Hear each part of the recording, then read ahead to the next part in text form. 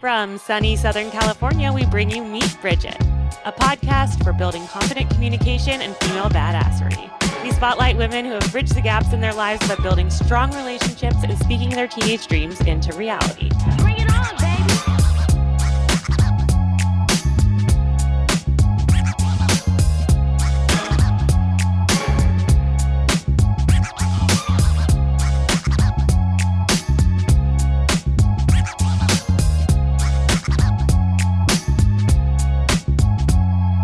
What we've got here is failure to communicate. Welcome back to Meet Bridget Season 5. I'm Asha Gabriel, and I co-host this show alongside my best friend, Kashia Rosenberg. Our show is a giant library of career and life path options for young women to relate to by sharing the honest and unfiltered teenage stories of a diverse array of successful women. We believe that confidence starts with self-trust and that it grows through authentic community. Tapping into our formative years makes this Meet Bridget community a place where women of all ages and stages can connect on common ground. Today, I'm delighted for you to meet Ava Michelle Cota. Ava is an actress, model, dancer, and activist. She's best known for starring in Netflix's Tall Girl films, and you'd also likely recognize her graceful lines and amazing skills from her childhood regular appearances in seasons 3 through 7 of Dance Moms. Ava's also appeared on So You Think You Can Dance's Next Generation, where she's spoken very honestly about the effects of social media, bullying, and her personal struggles. Beyond the screen, she's the founder of the Devin Michael Foundation, advocating for fentanyl awareness and mental health. I met Ava backstage at a runway show, and we immediately connected as the tallest two girls in the room. I'm 6 feet, as a lot of you know, and Ava's actually taller than me at over 6'1". Her confidence and excellent posture just fill the room when she walks in, and her story and purpose are magnetic. So I'm so excited to have you here today. Welcome to Meet Bridget, Ava. Thank you so much. I'm so excited to be here. I know it's so funny how we met, and honestly, it's like we make eye contact across. You're like, oh, okay, there's someone else here. Hi. And it, and it feels good. Yeah, you're in flats too. Yep. Exactly. Okay. And you also look so cool. You're like in a denim jumpsuit looking all cool. I'm like, yeah. No, it's great. It's funny. Like, we don't really get to be around tall girls all the time. So it's so funny when you get to do a modeling, especially a runway job. And just everyone is over 5'8", 5'9", and it's lovely. It's really nice. It really is. My people. Like, I feel so normal. I always have this experience whenever I see it, because I think I still have some amount of like body dysmorphia. Just I feel like I'm kind of like a small person in a weird way, where like I want to have a big impact, but as a person I feel kind of small. But we'll be around and I'll see like a very tall girl in a grocery store, and I'll look at my husband and be like, is that how tall I am? And he's like 6'4", but kind of. Right. No. Like, she's got several inches on you, but like that is kind of how you look walking into a room. And I'm like, wow. Like, wow. I know. I do the same exact thing. Like, I'll admire this tall girl and I'm like, wow, is that really what I look like? Because sometimes I wish I could just like remove myself. I know. And see me like talking to my 5-foot best friend, and like how hilarious that probably looks. My best friend and my co-host is actually under 5 feet. Oh wow! So it's so funny. We're like the odd couple, and it's it's like our personalities like fit like puzzle pieces in the ways where it's like we're the places where I have holes, she like has strengths. You know. No, exactly. Our heights are like exactly what she lacks in height, you have. So it's just like, there you go. We just meet in the middle, cruising down the street, never sharing clothes. Right. Which like maybe that saves the relationship. You never know. Totally. Well, I mean, we can start. You've done so much at such a young age. How old are you now? I'm 23. 23. Yeah. And you've already been on Netflix movies. You're on national TV at a young age. We'll start with, we are a career and lifestyle focused podcast. Can we talk a little bit about just your work right now, your career, and the different facets of it? What does your day-to-day look like right now, and what are your favorite parts of your It's all over the place. It's so funny because I hear you say, like you've done so much, and you're talking about successful women, and it's just funny because I don't feel like that in a way. It's funny because I've had so much work and success when I was younger that now I feel like being in my 20s, I'm at like this weird lull in a way of like figuring out, okay, well, what do I want my adult life to look like? Because it feels like that momentum of the childhood success kind of stopped and has been allowing me to like figure out adult things. Yeah. um, but I mean, my day to day is all over the place. I feel like being in the entertainment industry, we don't have this set 9 to 5. So it's really like setting that for yourself. And in all honesty, like that's something that I'm really trying to figure out right now, is giving myself some sort of structure in the chaos. But I mean, I live with my boyfriend, which has been wonderful, of me finding my own independence and adulting things. But we have a lot of self tapes that we're doing. I'm writing some scripts, and I teach Pilates and I dance, and my mom and I travel and teach dance. And it's kind of an all over day to day. I don't even know how to answer that, because it's normally just getting an audition and prepping it and filming it, or watching things or reading things, and just constantly trying to be creative and artistic and keep that all flowing, and try to make income in many, many different Yeah. ways. I think that's so relatable. Anyone that has had, I think entrepreneurs and artists can both relate to this idea that it's like, I've gone through waves of, um, it's really hard to be at someone else's structure, right? Like I at this point feel basically unemployable, where I just like, I need variety. I need each day to look a little bit different. I need the flexibility to be able to like lead my camp here, because you get Yeah. really used, especially having a job like modeling or acting or dancing when you're young, you get used to being kind of like the leader of the team and having everyone kind of like work at your lead.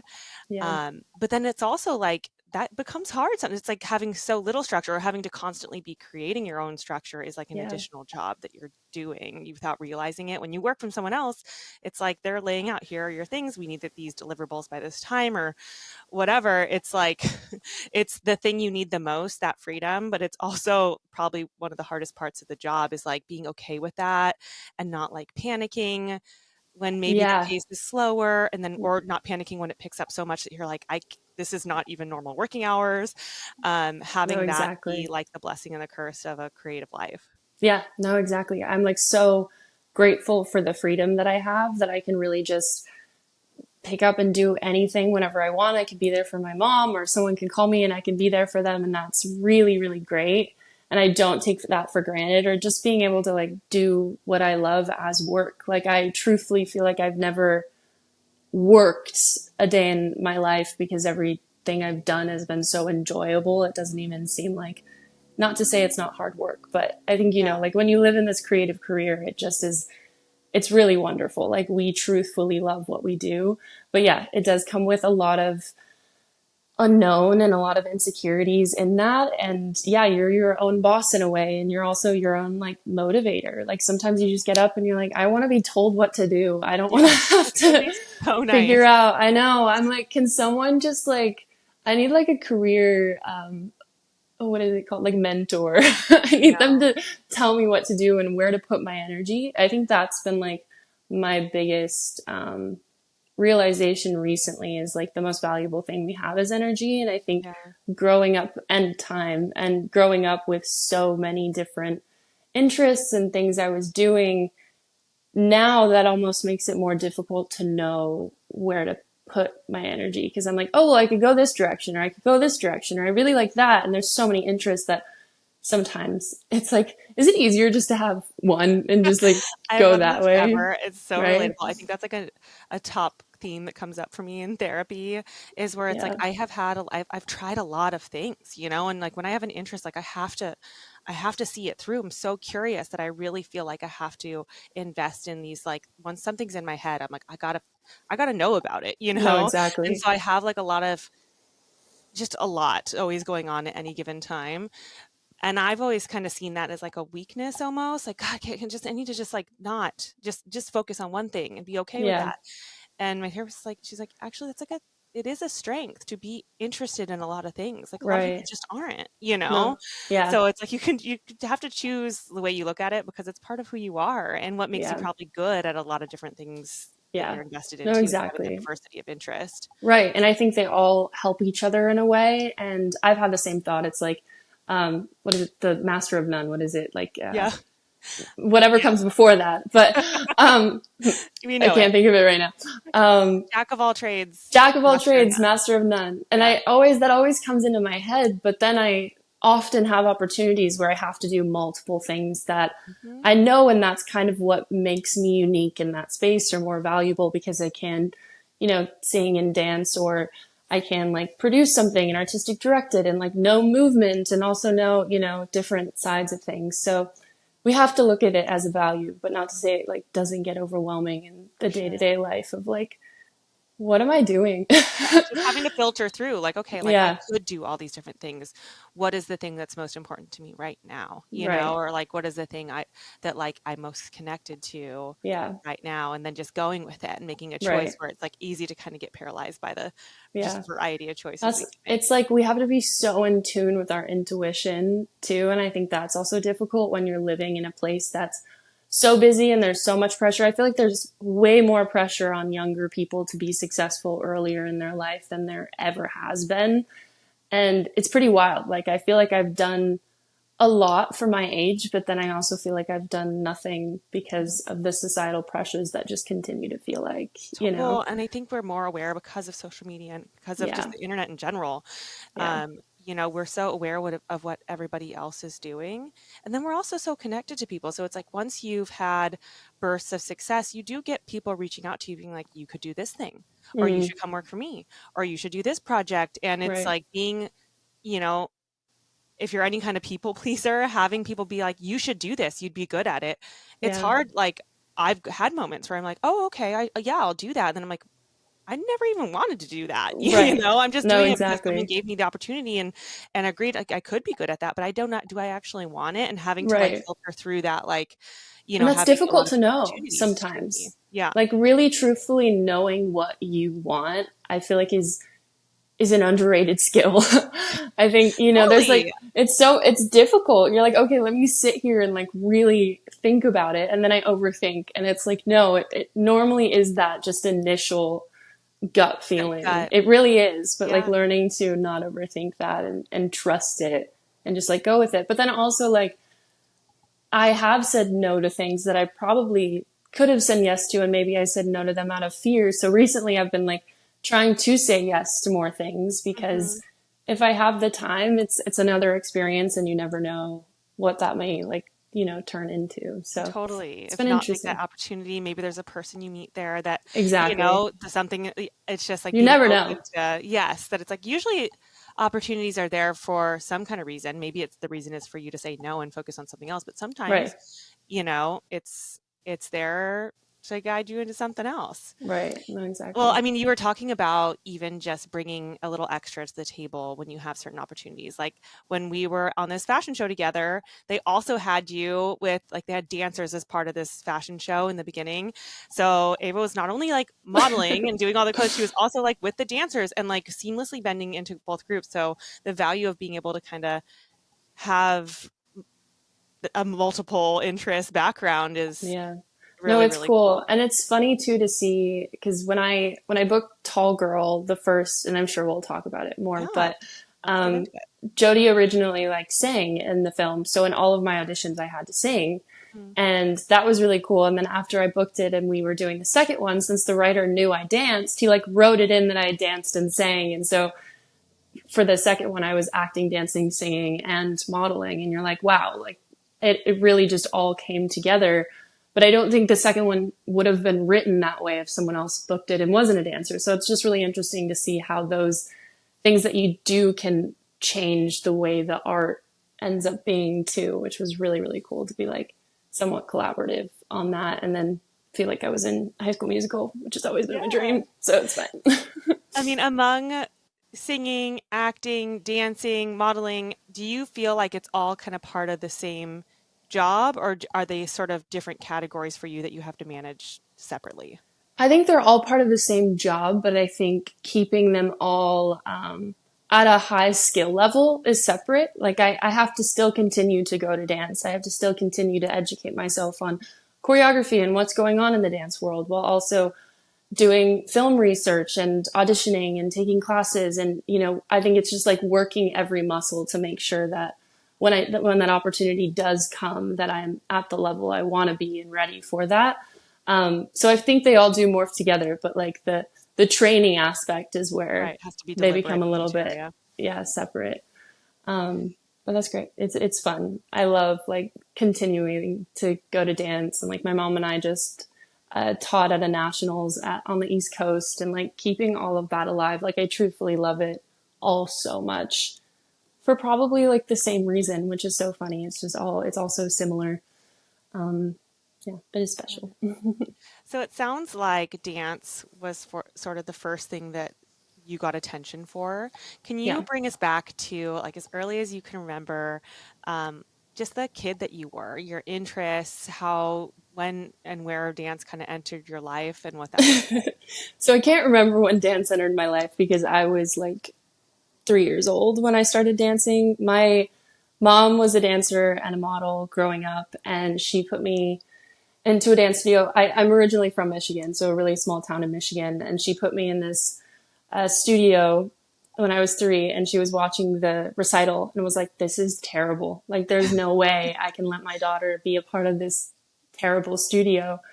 And so what did she do? She opened her own dance studio. So I grew up at her studio from like 4 to 14. Wow. So she had the studio for like 14 years, I think, by the time she closed it and we were already moving. But yeah, I mean, dance was my life. I would go to school and go to dance, go home and sleep, go to school, go to dance.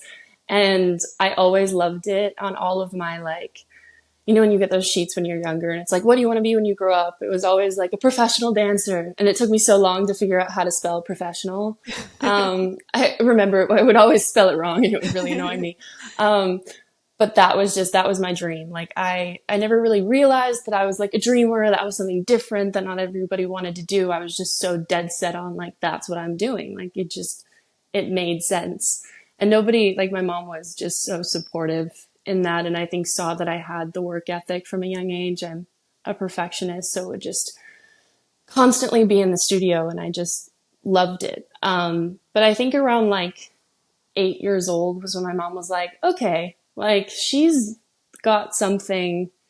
So I started training a little bit more than everyone else, and she would kind of take me to other places and different conventions and things. And then I did a pageant. Actually, this is really funny. I won a national pageant, and the director of the pageant was like, hey, they're auditioning for Dance Moms. I just got like the casting call in Pittsburgh, and my mom and I had watched the show. I remember we would like come home and watch it together. And it was in Pittsburgh, and we were like, this is great. We can just like road trip there, like just for fun. Let's just go Wow. and do it. And so we drove out there, and I was a part of I think it was like the 10 and under division. So I auditioned and did that whole thing, and it was just crazy because I was in the studio and it was wild. And I was the only person to make it out of that. I was the only person that they kept. And then they did the 10 to 14 age division. And from there, they pulled like 10 of us out of there. So I just was like, whoa, I didn't realize that I would make it this far. I think it was my first time like really experiencing dance outside of my studio and dancing with other people that were literally from across the country. So I was just in awe of the training that these girls had. And it was cool because I think I grew up kind of being one of the better ones in my studio. So like being challenged in that way was really exciting for me and scary. Yeah. Um, so that day after the audition, they told me I'd made the team. So they were like, you've made Dance Moms, congratulations. And my mom and I are like, what just What does this happened? mean? Because originally I think the audition was actually for Abby's Ultimate Dance Competition, which was like the other show that she was doing. And so that's kind of what I thought I was auditioning for. And they're like, no, you're staying in Pittsburgh. Like, you're here. We got you a hotel. And I'm like, okay, wow. So I just remember, like, I so vividly remember, like, laying in bed with my mom that night and just being like, oh my God, like, what just happened? Like, it Yeah. just being so thrilled and excited and, like, yeah, it was really cool. And How then old the were you when next you made day, it? I was 10. 10. Oh my And so the gosh. next day I went in and it was me and this other girl, Allie, and I think she was like 13 or 14. We were replacing Paige and Brooke, so they wanted like that specific age group. And so we go in and the energy was really weird. And I was like, what is going on? And Abby pulled us into, this is so detailed. I don't know that I need to be this No, I love detailed, it because but people are so curious about what's like actually going. We see what's on TV, yeah, and what's kind of like produced for us and promoted no, and stuff. exactly. But It is so produced. I can't even tell you, but we like went in to the big studio and Abby's like auditioning us again, like making us do all these things. And um, we come to find out that they're cutting one of us. And I was like, oh, okay. Like here we were thinking that we were on the you're 10. team. I'm 10 and we're just doing things. And she's like wanting me to flip. And like, I don't have an acro background. I was just a dancer.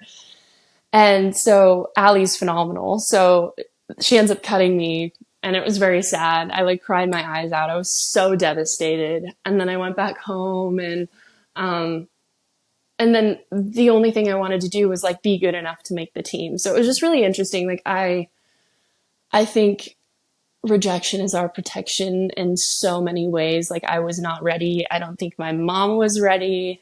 It's honestly, I think it's more difficult to be a mom on the show than it is to be a dancer on the show. It's just like so emotional and like they really did remove us so much when stuff was going on. But I went back and I trained harder and my mom got me wonderful teachers that would come in and teach me. So I just really was able to grow and I got my aerial and like really just worked on getting the things that I needed to and then ended up auditioning again and making the team. And that's just a whirlwind of an experience. But that was really like my first experience of being on a set and being a part of a show and having cameras around and it's just and doing like set school and traveling and it just really like I loved it so much. So it was really cool. But then it was also difficult because it was such a weird thing for someone to be doing that within my tiny small town. Like I was such an outcast in school and friends and girls at the studio like left. I had like my best friends of my entire life like just completely left because I don't really know, they were not happy that I was gone and I don't know, it was a very transitional time for me, which was like difficult personally but so exciting Yeah, professionally, which I think as like a 10-year-old, a 10, 11-year-old, it's like difficult to understand the totally. complexity of all of that. But Before you got on the show at school, I know it sounds like you were focused on dance from like the oh get-go. yeah, oh How yeah. was school for you before you got on the show? Did you enjoy it? Did you feel comfortable? I Like, mean, I always hated school. yeah, I was never a kid who liked school. I was really good at school. I was very like type A when I was younger. So it was very like, had to be a really good student. That was my focus, like could never get a B, very structured. And like friends were good. It's just like I would have fun with the friends in school and then I would not see them outside because I was just dancing or I was doing other things or I was hanging with my family. Like I didn't really prioritize friends outside of school, nor did I really feel like we really connected. You know, it's just kind of, yeah, it was almost like a like a week coworker ago. situation. You know, Yeah, like it's like, okay, this is where I see you. we This is work where we do cool together. things. Yeah, Yeah. Like we work together. We see each other at work. yeah, But honestly, I had a lot of friends at dance and they were all mostly older than me. And those are the ones that stuck around, which is good. yeah. But yeah, I didn't really like, I had my brother and my mom and the lake and like, it was a great time. Like, I don't think I ever really missed it or was Mhm. bothered by it in a way, just because I was like so focused on what I was Yeah. doing. And Were that you brought me always joy. tall? Like Yeah, I was when did you get tall? I was Were you always just always tall. tall? That's what's so funny. Everyone's like, "Did you get growing pains?" or like, "When did you shoot up?" You're Like like, I I was just shot. I was big. the We were entire tall. time. I don't remember not being tall. Like I was just Yeah. always the tallest in my class. So yeah, I was always taller than all the boys. They would always make comments on that. So I've gotten so used to the tall comments, All of which I'm that. sure, yeah. Now it's getting old and I'm only 23. This is going to be Yeah. rough. I'm going to like punch someone one day.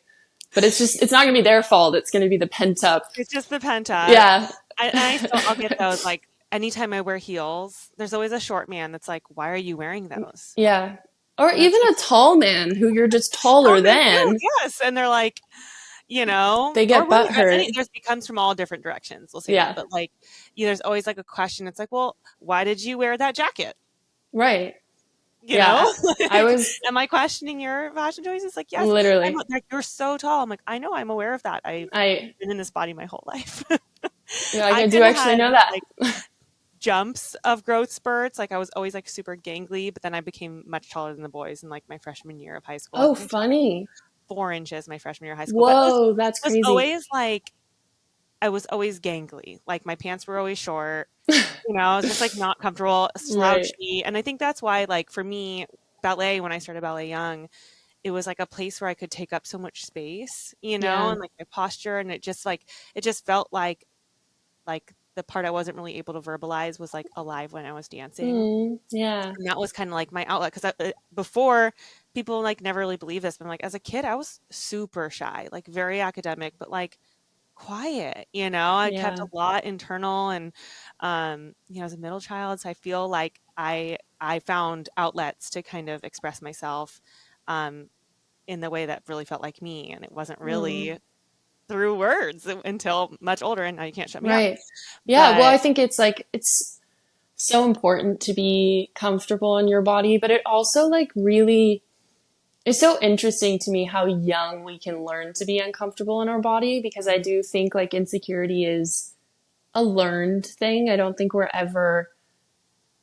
not like insecure babies thinking, oh no, my God, we're chubby. Like it no, I look at is my like learned by the 3-year-old just walking comments. around with her like Right. belly out, and I'm like, you are the most beautiful thing I've ever seen, Right. she's completely unabashed. Yeah. And I'm like, how do we, because we lose that, Yeah, and we it's do. getting younger and younger and younger. And it's like, I don't know if it's even something that you could prevent in a child, because No, that's just the world we live in. right. And I think it's important for us to overcome those things. I think like honestly, like I was partially bullied in school and I was definitely cyberbullied. And I'm like really thankful for that because it gave me such great life tools. And I'm grateful for how my mom handled those things. She was never like trying to fix it for me. She was teaching me how to deal with it, which I think is so important. But Mhm. it really is interesting, like wondering when those first insecurities came about and what comments were said that make you feel wrong or uncomfortable in your skin. Um, but yeah, I think dance for me as well, just like was the biggest blessing for my body for like strength and like you said posture and just like being able to carry myself and having body awareness because I think when you're it's like we're like Bambi we're like we were Yes. just given this body and we don't really know what to do with it, so ballet and like learning how to control it or just being strong is really really important, especially I when feel you're that way tall. to this day. I feel Yeah. like just being like, I went to yoga yesterday. I'm like, yoga, I love working out in all different ways, but like yoga, I'm like, I feel like I can like, I'm in my body all the way to my fingers and toes. I told my Yeah. mom this the other day and I was like, that is such a weird, like tall girl thing to say. But I'm like, sometimes I No, it's just feel great. like I'm not even aware. I'm just walking around, sitting around doing things. And I'm like, and I haven't even like gotten into my body in one day. Yeah. And I think for some people that's just really essential. No, it is. But also, like, I don't think you really have that awareness until you do something like a sport or a dance to where you can really be conscious of when you are really grounded and when you're not in your body. But yeah, no, it's funny. I'm also like, not to say I'm not a total klutz most of the time as well. You're Um, so focused in dance. Like you gotta relax somewhere. Yeah, but exactly. I just gotta let it go Yeah. sometimes. But tripping, hitting my head on stuff, shoulders, elbows, hips, all Yeah, corners are like not my friend. same. Um, I always have yeah. like a permanent bruise right on my hip from like the door handle. Oh yeah. It's a All the permanent time. bruise. Yeah, because you're like, it shouldn't be there. Like for most people, that's like I at their did the waist and calculation it in my head clears. and I thought I was clearing it and I was wrong. Sometimes, I know, this is so random, but sometimes I'm like washing my hands in a public bathroom and I'm like all the way bent over, like all the way. And I'm just looking at someone next to me who's like fully standing up. And I'm like, this Yeah. must look so strange. Like Yeah. I'm literally like all the way down. I just want to make a house that's That's what meant we for did. tall people. Did you? We did. Our Oh, that counters are sounds like so nice. above standard countertop height, which for like Oh, my short friends, they come over and they're like, "This is like I feel like I am like, a miniature person." But I'm like, "No, finally one day just build a house and everything will be your height and it'll be glorious." I look forward to that day so much. Well, let's talk a little bit about because everyone knows, I mean, in the dance world, and obviously we saw it on screen with Abby and everything, there are a lot of pressures and demands. And for someone so young, did you feel a lot of that pressure? How did it kind of show up for you, if so, and how did you manage it? Oh yeah. I have always been a nervous wreck. Like I get extremely nervous, and even when I would just be going on stage for, a dance competition, but now you add in cameras and scary Abby Lee Miller sitting in the front, and knowing that millions of people are going to watch this dance and you really can't fail. It is a lot of pressure. But I think when you are just in it, it feels like a dance competition. Yeah. And I just had to like learn to push through it. I was actually having this conversation with someone recently just about like anxiety. Like I always feel like I have had some sort of anxiety, and I think we all do. But I think the thing that I'm really proud of is I always was able to push through and do the thing that scared me. And I do think it gets a little less every single time. Totally. Um, but yeah, it was a lot of pressure. But thankfully, like truthfully, I had the best time. Like we were just doing the thing that we loved, and you were with your friends and you're traveling. And when the drama would happen, we were really removed. I think if anything, my mom was just like, what am I doing? Yeah. She Just like sounds like, arguing with yeah. these people, and I don't know what to do, but I know like for the show, there has to be drama. And if you're not a part of the drama, you're going to be dropped from the show. Yeah. She's And like, so how do I be involved without like causing damage? right. No, exactly. And it's even like the like famous thing where Abby takes my jacket off and everyone's like, you're not on the team. Ugh. I was never really like taken off the team. And I was flown by Dance Moms to be there. And they're like, you have rehearsal, and just told me to show up a little bit later than everyone else. So it looked like stupid. So they just like set us up for this Yeah. really Drama. traumatic thing, Yeah. and lied to like all of the other moms, telling them that my mom wanted like her own spin-off show. It's like crazy the amount of like stirring the pot and fake propaganda that they like plant so that more drama happens. And like, I mean, it's fun to watch. Everyone loves watching People love drama to when it's watch not it. them, It's good but it TV. sucks when it's you. Well, And and then like when, on the back end, you're like, I'm already in this situation. Like, what? I think I was on a few of like the fashion shows, where it was like the designers competing against each oh, other, and fun, the fun. models and stuff. And there were a few opportunities where they're like, all right, I want you to walk up to this designer and say X, Y, Z that you don't like this. And I just, I looked at her and I was like, I can't do that. Right. Like I'm like Yeah. I don't I guess you have to take me off but I'm like I'm just physically not able to do Right. that. Yeah, I But remember like they it's told hard. it's so hard. They told my mom to like go in and tell like Abby and the ALDC team that like some of their solos were so bad, and then I'm better than all the girls, and she was like, I'm not gonna, like that's so against my Yeah, character. But they're like, you have to go in and say. So it's just interesting, this like having to navigate. pressure of her being asked to be someone that she's not, but also knowing that if she doesn't perform in a way that it'll negatively affect her daughter, which is the only reason that she's there. So it's a Yeah. very like, I don't think people understand how, and they don't need to, like it's just a viewer watching a show, but it really all is so complex. And even though these moms might come off crazy, they're really just trying to do whatever they can to help their daughters do the things that they Yeah. love to do. And I think that's where like things can get very fuzzy. We've seen all this like, stage mom or industry Yeah. parents, and it really is such a different dynamic that people outside of the industry, I feel like, really don't I feel like people understand. feel like they need to just label it as something where it's Yeah. like, oh, those parents are people that didn't fulfill their own dreams and they're trying to force it on their Right. kids. No, It's like, exactly. well, I'm you like, know I that wanted to be there. you know Right. it that maybe you know maybe that kid is begging their parent to like Yeah. help them get opportunities. What do you do as a parent?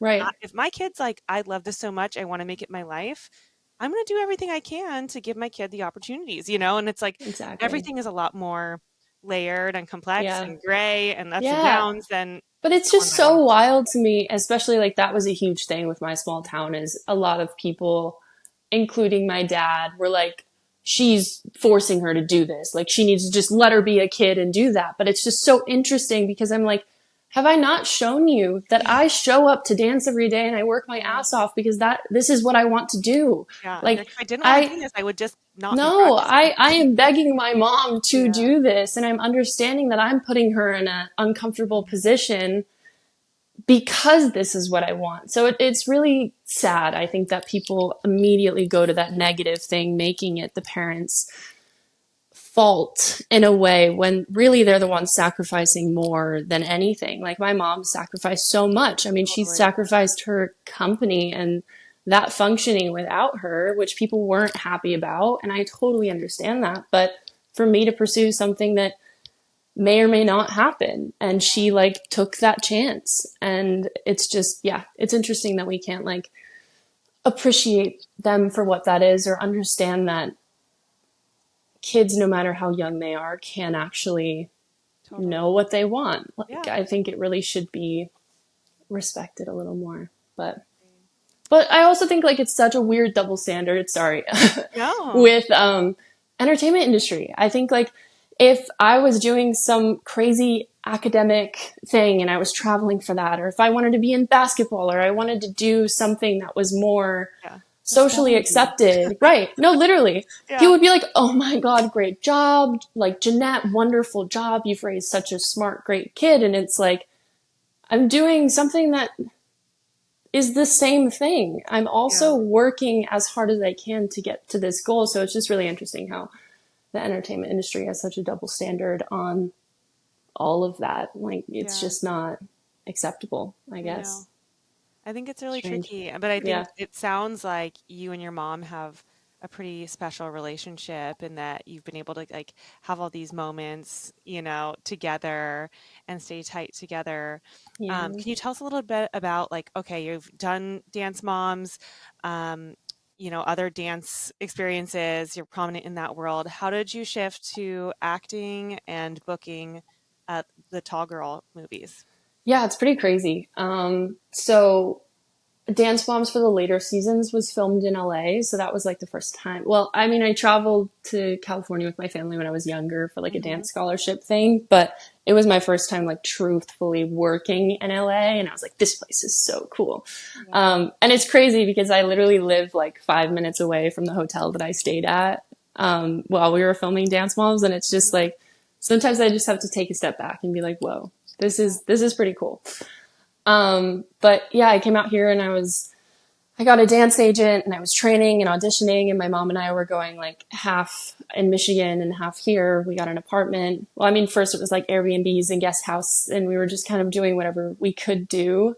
So I was filming Dance Moms and then that stopped and then just auditioning a lot for like random dance things. And it was great, but my height just really kept coming up. Like I can't even tell you how many auditions to where I would get to the end and they were like, we've kept you because we really love you, but you're just too tall for this. I get And that a lot too. yeah, right. You're just like, And they're like, then "Just why lie did you about your height." keep I'm like, "But me? then I get to the end and I Right, show up and they're like, 'You're clearly not 5'10.'" You right. know? You're like, And it's I'm like, gonna "No, come I don't wanna out. waste my time." Like, are there any opportunities where, like, they want someone that's 6 feet tall? Because we Right. exist. Like, Exactly. You're like, just whenever they want it, I'll be there. But yeah. like, yeah. And it's difficult. It's like, Yeah. it's not like height is such a thing in modeling where you do really like, that's like forward information. With dance, Mhm. it's really not like it is on your resume, but for like the auditions I was going to, it wasn't like there was a height requirement. It was Right. just, I was 14, 15, was supposed to look like a kid, and I was just not really giving kid. Yeah. So then my dance agent was like, well, maybe we have you audition for like older roles. And then I'm going in these auditions with like 18, 19, 20-year olds and like heels. And I'm like, I don't know what's going on. I'm like, I am trying, but it was really weird. I think it was like one of the first times I really felt like I couldn't find my place in dance, which was the thing that I'd always been like so grounded in. Yeah. Because it's like, I don't think my mom never made it an issue. I was always dancing with people who were older than me. Like it was never a thing in our studio, which I don't know for you. It's like, when was it like an issue, or when was the first time you like encountered a no because of it? Yeah, I mean, I would get it in like runway. I dominated runway for a while, Right. because Yeah. it's just like they wanted at least a few like very tall girls, and like, when you're this tall, like if you figure out how to walk, it looks good when Oh you're yeah. moving. But like it would be for like catalog print jobs. They're like, oh, like the pants are too short or the shoes are too small, Right. Yeah. or like acting stuff that I went out for a Yeah. while. Like to this day, I'm like, I use my acting training all the time, and just living the way I'm able Yeah. to like observe and do this and everything. But when I would go out for auditions and stuff, it'd be the same. Like I'd kind of get called back, and then they'd be like, oh, but we're casting this dude as the lead, and he's just significantly shorter than you, or Yeah. like they'd go around the bush and be like, you're too tall. Right. So No, I was kind of exactly. like, all right, like, how many opportunities even are there for tall women? Yeah. And then I just kind of got to a point where I'm like, well, I just want to like create something where my height isn't really a factor, That's you the know? goal. That's the Yeah. goal. Yeah. No, it 'Cause is. it's so interesting. It's like you go your whole life being like, I'm gonna like I have to embrace my height. And I feel like I'm finally at that point where I'm just like, I don't care, man. Like this is how tall I am. Yeah. You want it, you don't want it, that's cool. But Yeah. like I can't change that. So spending energy feeling bad about it wastes everybody's time. Yeah. But like you work really hard to get to that point, you know? Yeah. And And then then you there get are still there. settings where it's like, okay, this doesn't work. Like fine. Right. No, So exactly. It's like you get to this place of acceptance and confidence, and then you lose out on something else that you really wanted yeah. because of it. It's a very frustrating thing. And it's something like, I can't even tell you like how many auditions I like left crying because I was like, I worked so hard and it has Yeah. not, like, I cannot do anything about it. And I think that was Yeah. like the most frustrating thing for me was like, I don't like to admit defeat and be like, no, there has to be something I can do. Yeah. Or to like pin it to a reason, Right. No, and it has to be a exactly. reason that I could work on and get Yeah. better at and Right. fix, No, exactly. And And like, sometimes oh, it's just not. And it's like, no. okay. Yeah, That's also can be not personal, exactly. but it feels And that's very kind of how you have to take it. So I feel like I was learning that in dance. And then I had some friends who were also acting. Actually, Nia from Dance Moms, I went and trained with her acting coach for a long time. So we would be in like acting classes together and he was phenomenal. So I started doing that and just like really loved it. Like I was not good in the beginning. I don't think any of us really like understand it.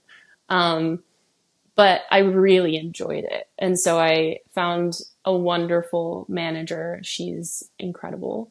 And she really just got me out as much as possible. And it was still the height thing a lot. And if it was looking for a tall actress, it was normally a butch tall actress. So I remember like like the one, fact the tallness was like the character. yeah, no, exactly. Like I remember one of my first like callbacks was like this like butch character on like Nickelodeon who like took the like boy character and like threw him on her shoulders, and I like had a chair and I like threw it up in the audition, and I'm like, this is so not me or who I am, but I'm trying. And I Yeah. like tested for something for the Mick, and it was also this like butchy, ugly, tall character, and they were like, come in as ugly as possible. So I remember like walking onto the Warner Brothers set, like literally looking like a homeless person. I had like my You manager's taught me still husband's look like very shoes beautiful. on, and my hair was ratted and I had glasses. It was like doing everything possible. And they still were like, I'm sorry, you're just like You're not too this. pretty for this Yeah. role or like Yeah. whatever, which is like, wow, compliment. But like, I don't get to doing the work. thing I wanted to do. Yeah. Yeah. So I had so many no's because of that. And then I remember my manager sent me this audition for Tall Girl, and she was like, I am getting you in on this. Like this, Hmm. I am going to work as hard as I can to get you in on this. And I remember reading like the log line, and my mom looked at me and she was like, this is it. She just knew. But it was not easy. I auditioned first. I was in the first day. They had casting in August, and I read, and then didn't hear anything for 3 months. I was like, well, I didn't get it. On to the next. I Yeah. was really bummed. And then I got a call from the casting director, and she was like, hey, we want to bring you in again. Like, okay, cool. So I came in and read again. And then the director wanted to see me, so I went in for a director's round, and then I went in for another director's round, and then we had like a producer chemistry read, so I did a few chemistry reads, and I think I was in like 7 times, and I didn't book it until December 12th, which was Wow. crazy. So from August to December, I was like in this panicked state of like, Yeah. please, I just want this so bad. And they really didn't want to book me because I was 16, I was under 18, but I had done the CHESP. Do you know what that is? It's the California High School Proficiency Exam. Oh, okay.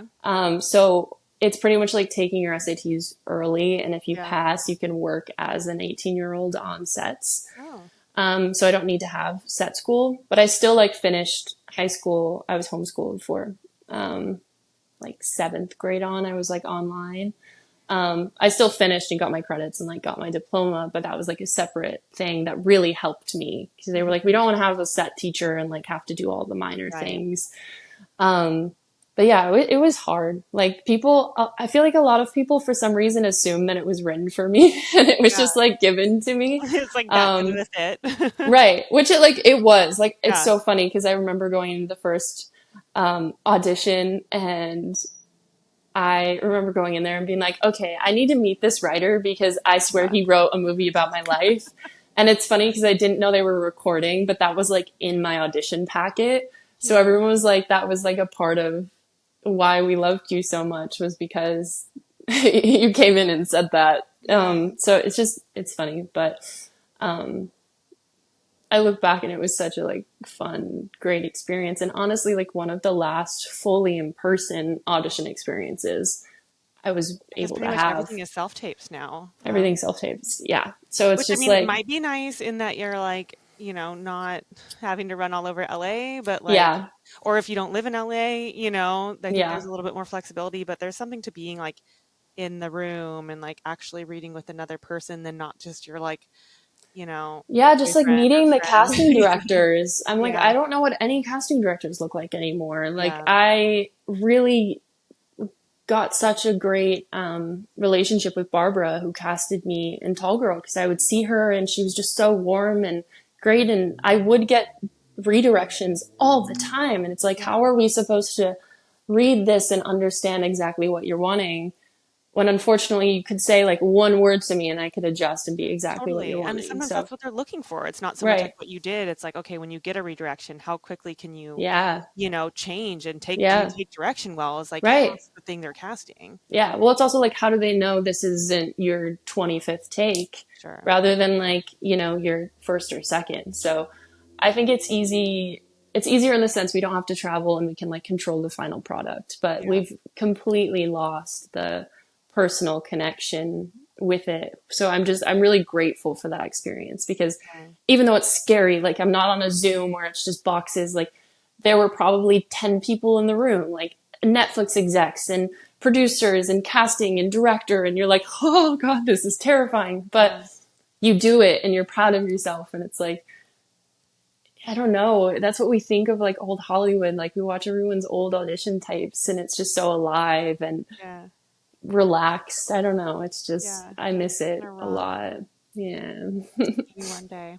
I know. I hope Bring it so. back. I don't think they will, but I don't know. At least Commercial get the stuff rest of it still. for a little while. Yeah. No, exactly. It was fun.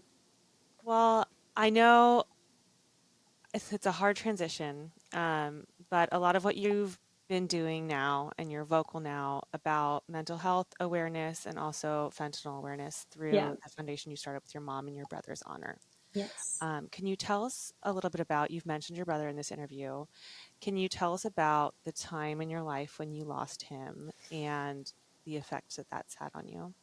Yes. I don't even know. It still is having effects. So it's just kind of crazy. But yeah, so Tall Girl came out, COVID hit. My brother moved in with my mom and I. So we had this like wonderful COVID hibernation with all of us. We were like together every day and we were working out. He's like a very active guy. Um, and so we like get through COVID, and it's funny because I was actually doing the chemistry reads for Tall Girl 2 on Zoom in the house a few days before it happened. So actually the last movie that we watched together was Tall Girl because I was watching it just for reference before Yeah, to I, put back into the jumped character. back into it. And I remember he like was standing outside the door and was like, no, no, no, no, like not that guy. He's not it. It's just, it's funny to think about it. Yeah. But yeah, I don't even know. I never know how to tell this story, but he was struggling a little bit with sleeping, and like me, just he's very ambitious and had struggled with self-medication and drugs for a little bit, but he had gotten clean through COVID and with being with us, and we were really, really proud of him. And then one night he actually called his doctor and tried to get something because he was like, I don't think my meds are, because he was on things that were helping him like balance out. And his doctor didn't answer. And so he just called someone that he had used before or DM'd them on Instagram and got some pills to help him sleep and got them delivered to the house. And they were 8 milligrams of fentanyl, which is 2 milligrams can kill someone. So 4 times the amount that is a deadly dose. And obviously he had no idea. So it's an accidental fentanyl poisoning. But he like went out with the girl he was dating at the time and then came back home. So we like said goodbye to him and went to sleep. And then I woke up and I found him in the living room. So You found literally, him. yeah, the worst. But I am in a weird, like, it's so strange. My mom always wakes up before me. So in a way, I think it was just protecting her. And I'm glad in a way that it was me. But I ran and got her and, we tried to perform CPR and do all the things, but he was too far gone. So they came in and just let us know that he had passed on that morning. And it's really wild, like losing someone so suddenly like that and not really understanding it. We had suspected that it was fentanyl because when the firefighter came in, he had said, he was like, this looks like it's a fentanyl overdose. We've been seeing it a lot, or a fentanyl poisoning.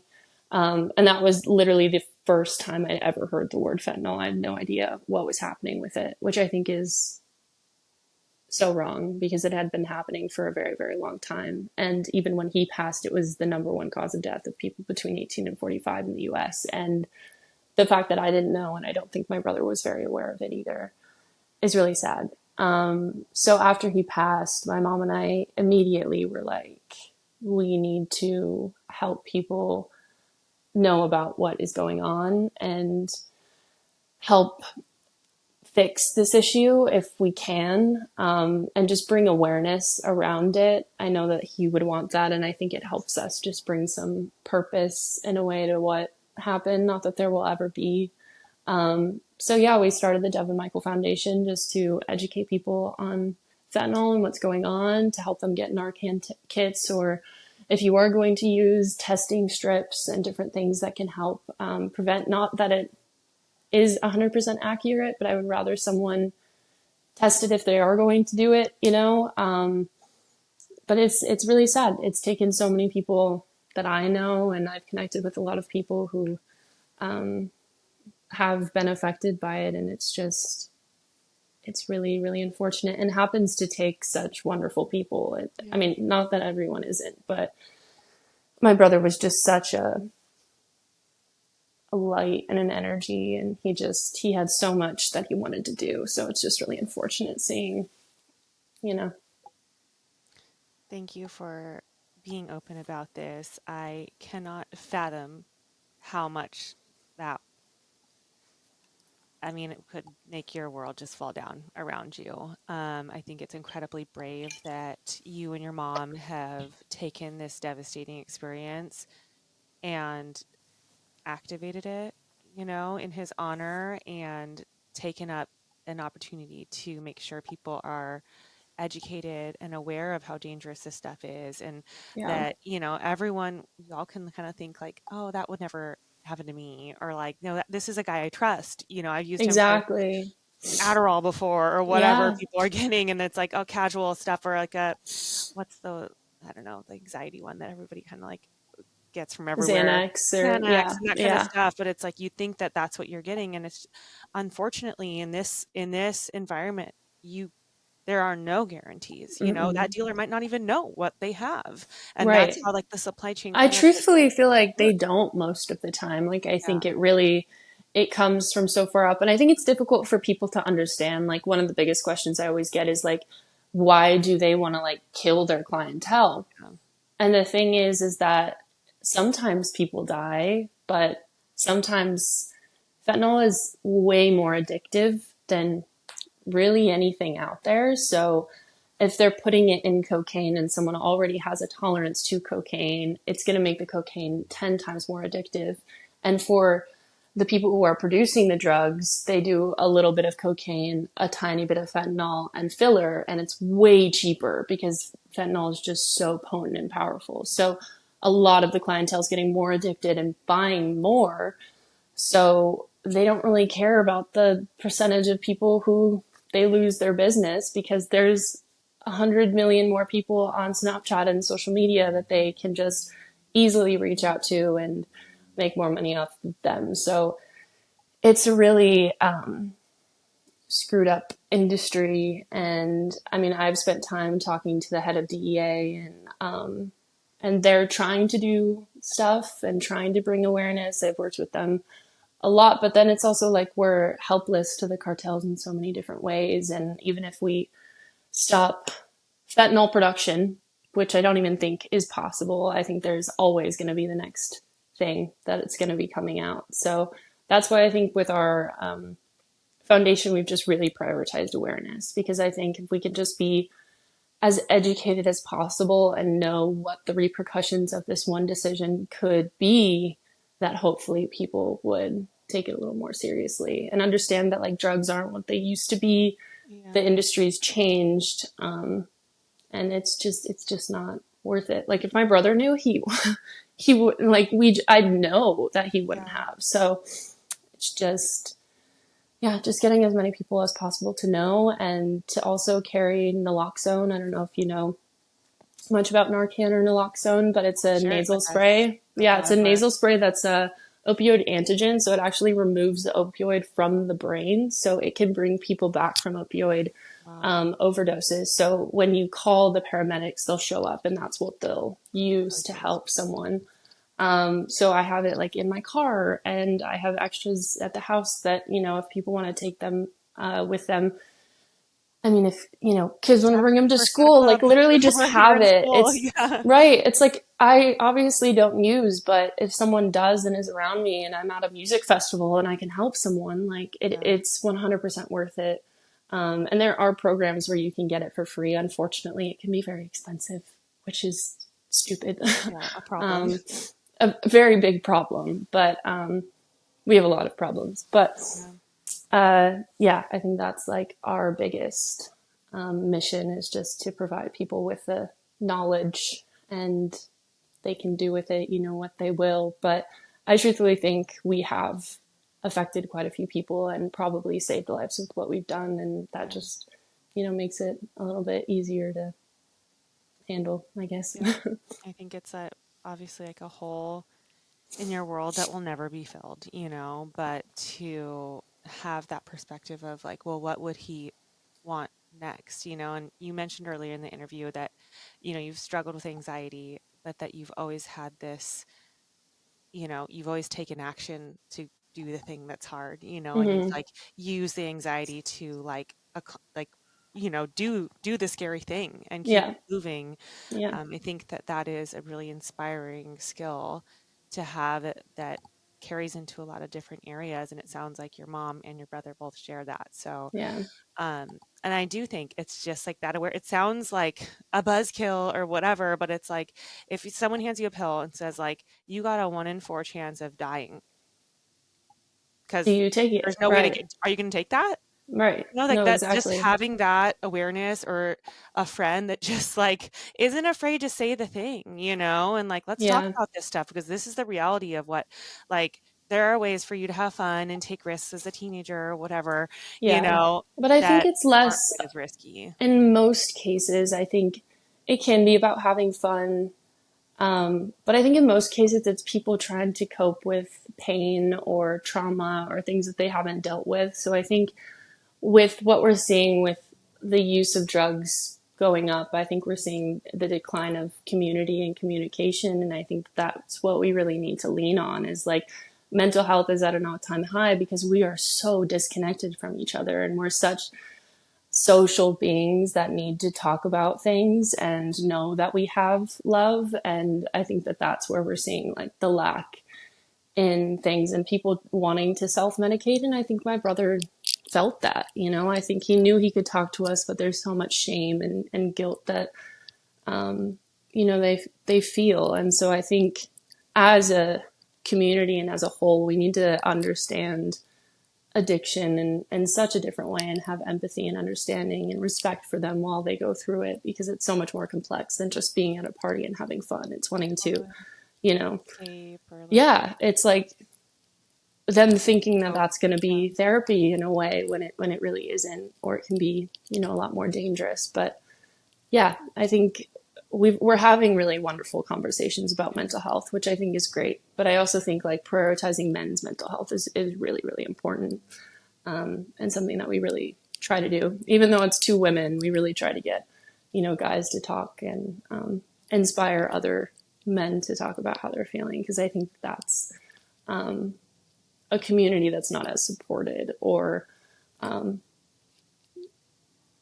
guys aren't as open to talking to their friends, Yeah. Well, and I around think that. at a young age as girls, it's like a double-edged sword because people are like, "Oh, girls are so emotional. They're always talking.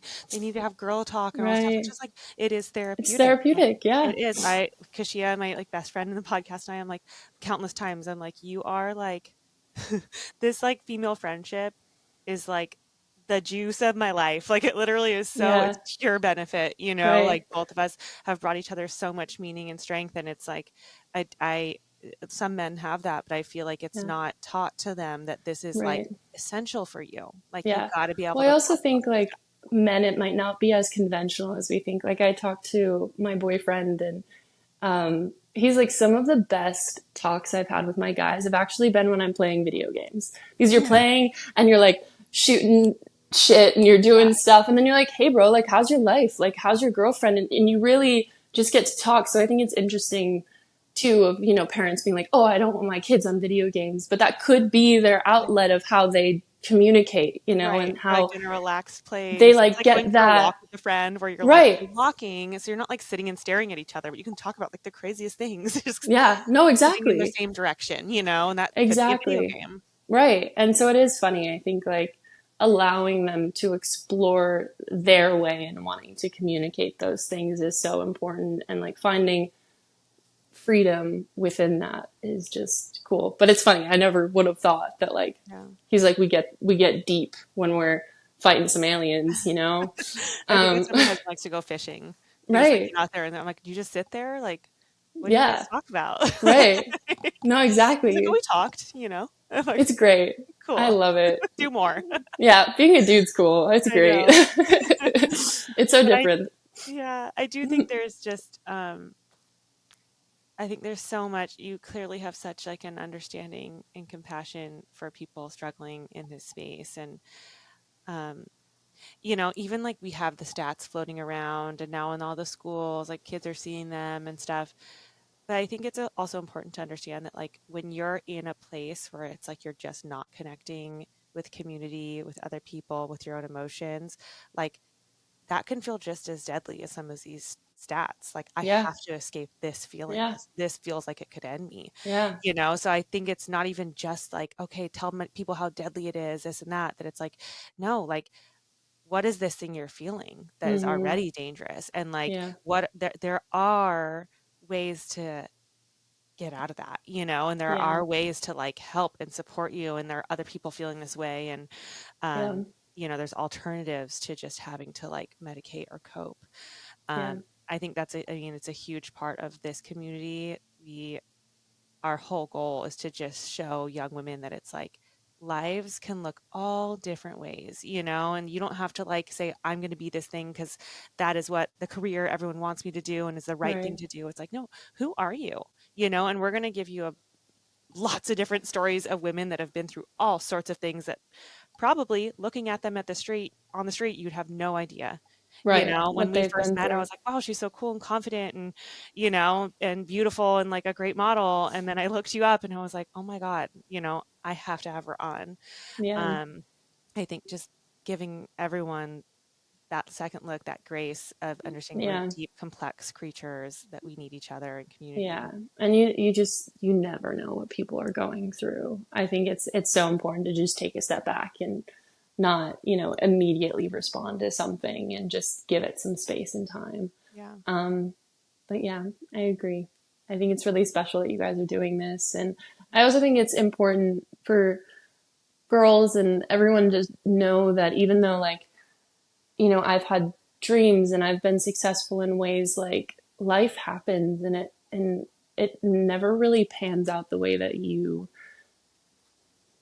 see it panning out. Yeah. But that can also be a blessing in ways, and you can find beauty in that too. And it's really interesting, especially the past few years, and there's been so many dramatic changes that I would change if I could, but I also have the understanding that I am who I am and I am where I am because of those things, and you have to just appreciate those and the people around you who are there.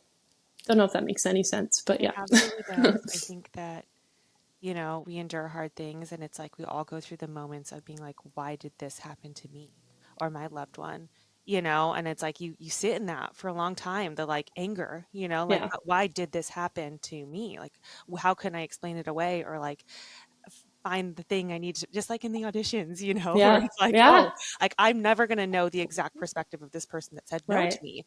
It's a Yeah. totally different scale, but like sometimes we don't get explanations for the things that happen to us, but still like those extremely hard things shape us, and Mhm. there are strengths that are coming out of those things. And we might not see the whole picture at this point, but that's not Supposed really what we're to, supposed to be right. doing. We're supposed Or to be need in the to. moment, living Right. with No, what exactly. we have at this time. So, Yeah. Ava, this was such an amazing conversation. I think that you are just truly a magnetic person, and I have so much respect for you and your experience.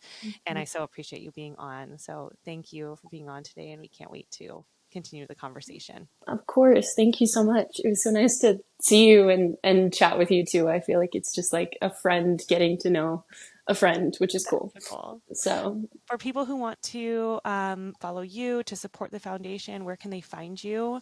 And is there anything specific that you're like promoting with the foundation right now that people can do to help spread the cause?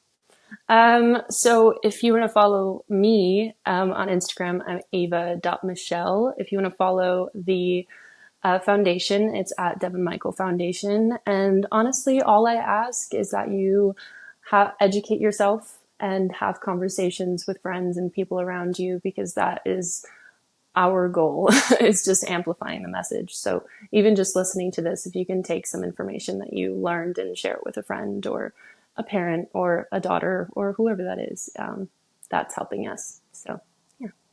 Thank you. Thanks, Ava. You're the Of best. course. Thank you so much. And that's our show. If you liked what you heard today, please like, subscribe to, follow, and share Meet Bridget with your circle. The best way to help our work here is to rate and review our podcast. We're listening and constantly working to build something helpful for you.